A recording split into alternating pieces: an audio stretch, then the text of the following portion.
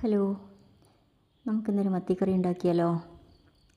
അതിന് ഞാൻ എടുത്തിരിക്കുന്ന സാധനങ്ങൾ കുറച്ച് മത്തി, തക്കാളി, ഒരു കഷ്ണം സവാള, ഇഞ്ചി, പച്ചമുളക്, വെളുത്തുള്ളി ഇവയാണ്. അപ്പോൾ ആദ്യമായി നമ്മൾ ഒരു ചട്ടി അടുപ്പത്ത് വെച്ച് അതിലേക്ക് വെളിച്ചെണ്ണ ഒഴിച്ചു കൊടുക്കുക. വെളിച്ചെണ്ണ ചൂടായതിന് ശേഷം ഒരു ടീസ്പൂൺ ഉലുവ ഇട്ട് കൊടുക്കുന്നു.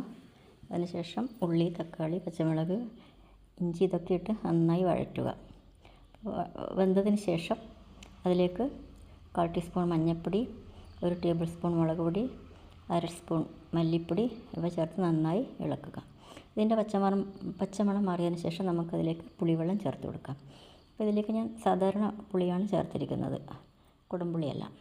അതിലേക്ക് ഉപ്പിട്ട് കൊടുക്കാം, മത്തി കഷ്ണം ഇട്ട് കൊടുക്കാം. നന്നായി തിളച്ച് മീൻ കഷ്ണങ്ങൾ വെന്തതിന് ശേഷം കറിവേപ്പിലയിട്ട് ഇറക്കി വെക്കാം. ഈസിയായ ഒരു മത്തിക്കറി റെഡി. നല്ല ടേസ്റ്റിയാണ്. എല്ലാവരും പരീക്ഷിച്ച് നോക്കുമല്ലോ. ഇഷ്ടമായെങ്കിൽ ലൈക്ക് ചെയ്യണേ, കമൻറ്റ് ചെയ്യണേ, സബ്സ്ക്രൈബ് ചെയ്യണേ കേട്ടോ. Thank you.